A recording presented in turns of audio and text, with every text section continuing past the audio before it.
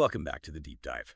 If you're like us, trying to keep up with AI, especially large language models, LLMs, wow, the amount of information is just staggering. It's exciting, for sure, a real frontier.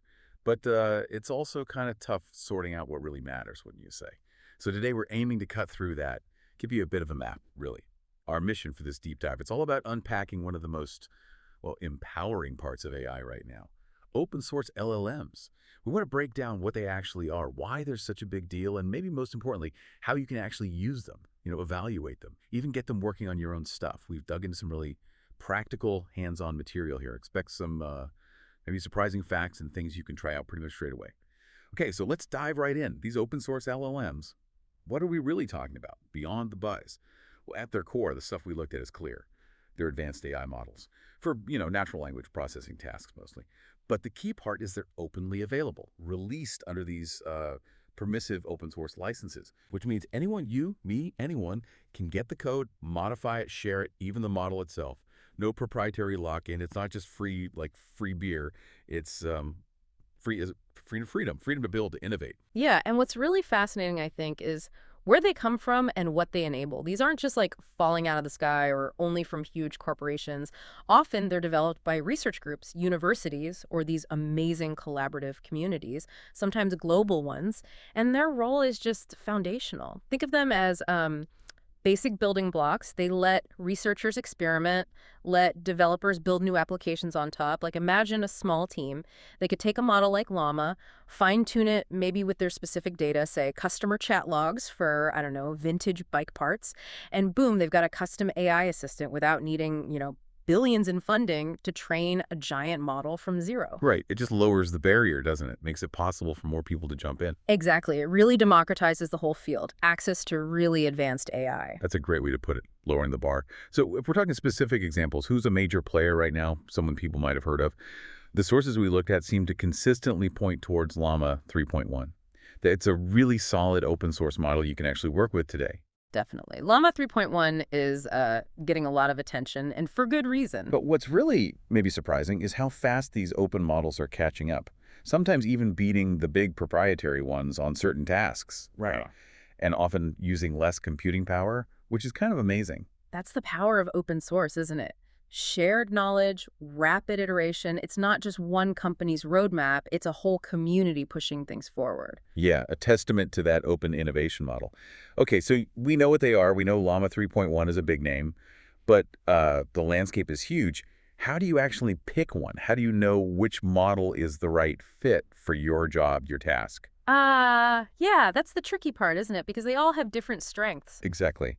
It feels less like just picking the best one overall and more like finding the right tool for the specific job you have in mind. Precisely. And there's actually a pretty cool way to get a feel for this. Oh, yeah. What's that? There's this tool called llmarina.ai. It's set up like a sort of blind taste test for LLMs. Okay, interesting. Like a battle of the models. Kind of, yeah. It lets you compare two random models side by side. You give them a task, and you judge which one did better, but you don't know which model is which until afterwards. It turns evaluation into this interactive learn-as-you-go thing. Okay, tell me more. How does that actually work on the site? All right, so it's pretty clever, actually. You go to llmarina.ai, and you just type in a prompt, any prompt you want. The site then, behind the scenes, sends that prompt to two different LLMs, picked at random.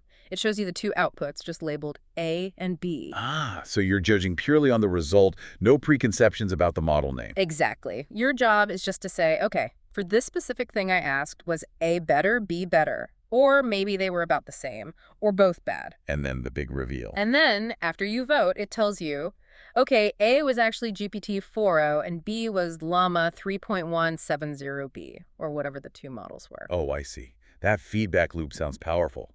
You start building an intuition. Totally. It's not just about abstract benchmarks. You start to understand, this model seems better at creative writing, or that one is really good at following complex instructions. For your kind of prompts, it helps you get past the hype and see the nuances. That reveal after you vote. Yeah. That's going to make it stick, right?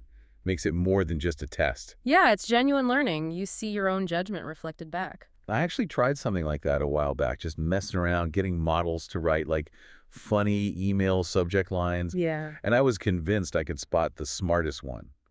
Turns out I just kept picking the one that used the most puns. Huh. See? It tells you as much about your own preferences sometimes. Exactly. Showed me my own bias. There's a lot to learn there. And that brings us to something we really think you, the listener, should try. The resources we drew from have this great suggestion, kind of an exercise. Think of a real task you do, something concrete. Maybe you're a coder, right? Debugging some tricky bit of Python. Or maybe you're in marketing, trying to brainstorm taglines for a new product. 5 different options. Yeah, or drafting an article outline, generating SQL queries, maybe prepping for a job interview, brainstorming potential questions and answers. Right. A real-world problem you face. So craft a prompt based on that. Then take that prompt to a tool like llmarina.ai. Test it out. See what different models give you back. And what you'll find, almost certainly, is variety. Different strengths, different weaknesses, maybe some weird quirks. And doing that yourself with your own task. Yeah. That's how you really internalize why model choice matters so much. Exactly. Prompt libraries like Right. Anthropics are useful for ideas, sure. But building your own prompt for your own need, that's where the deep learning happens for you personally. It makes it relevant. Okay, so comparing models online is fascinating, definitely useful for building intuition. But I think for a lot of us, the real excitement starts when you can actually bring these things home, so to speak. You mean running them locally? Yeah. What if you want to go beyond just comparing? What if you want to run an open source LLM on your own computer? For more control, maybe customization, maybe even privacy reasons? Right. That's where things get really interesting. And the material we looked at points pretty clearly to LM Studio as a great way to do that. It's described as a tool specifically for discovering, downloading, and actually running LLMs locally.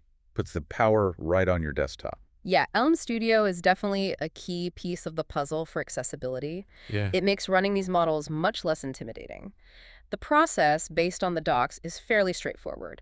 First, obviously, you need to find and download LM Studio itself.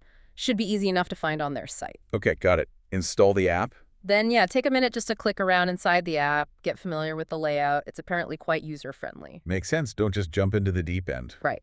Then you use the search function inside LM Studio to find different open source models. You can browse, see what's popular, what fits your needs, and then download one. Download the actual model file. Exactly. Now, here's a really important point they stress. Be aware of the licensing terms.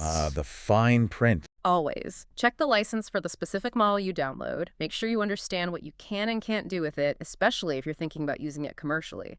It's easy to overlook, but crucial. And another key thing to keep in mind, hardware. Right. These things can be demanding. Some definitely can be. The documentation usually mentions this. Some models may require significant computational resources. So you need to consider your computer specs, RAM, GPU, that sort of thing. Not every model will run smoothly on every machine. Good heads up. Yeah. So you download the model, check the license, make sure your machine can handle it. What next? Then, depending on the model, you might need to adjust some settings parameters or hyperparameters. Like tweaking the engine. Kind of, yeah. Things like temperature to control creativity or top P for response focus. The model's documentation should guide you here. It helps you fine-tune how it behaves for your specific purpose. Okay, set the dials. And then you use it. For text generation, summarizing documents, translation, answering complex questions, whatever you download it for, it becomes your local AI powerhouse. Wow. So putting it all together, what this really means for you listening right now, it means you can have direct control, you can customize, you can experiment with really powerful AI right there on your own computer. Shaped exactly how you need it. It's a shift, isn't it? From just reading about AI developments to actually doing AI, being a creator, not just a consumer. What a tour. We really covered some ground today. Yeah. Started with just defining open source LLMs, understanding their importance, how they're kind of leveling the playing field. Yeah, and how fast they're moving, like with Llama 3.1. Then we looked at practical ways to compare them, using tools like llmarina.ai to actually build that hands-on understanding. Turning evaluation into learning. And finally, how to bring them into your own space, running them locally using LM Studio, like a full toolkit. And if you zoom out, look at the bigger picture. What does all this mean?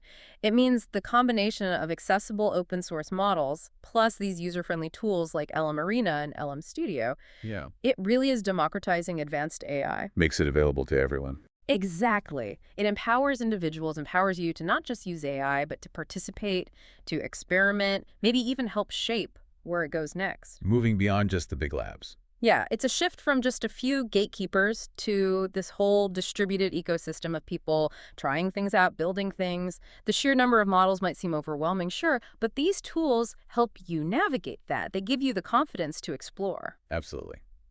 Which brings us to our final thought for you today. Given everything we've talked about, understanding these models, comparing them intelligently, even running them yourself, what's a challenge, maybe personal, maybe professional, that you could tackle now? How could you use this ability to choose and even run your own AI model to innovate or solve a problem or just explore something new? What could you build? Think about it. The tools are increasingly within reach. We really encourage you to keep exploring, keep applying what you learn. Until next time, keep diving deep.